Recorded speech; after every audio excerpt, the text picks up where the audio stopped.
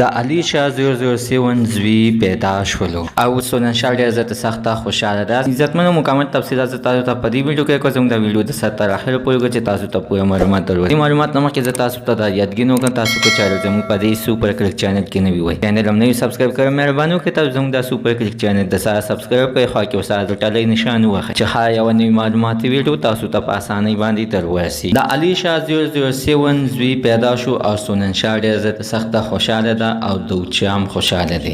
خو عزتمنو چې څو ورځې مخکې په سوشل میډیا باندې د علیشاہ 007 دغه تصویران شیر شوي چې په هغې کې وساره ورکوټی بچی دی او دې سر تړلی دی او ناستې ده.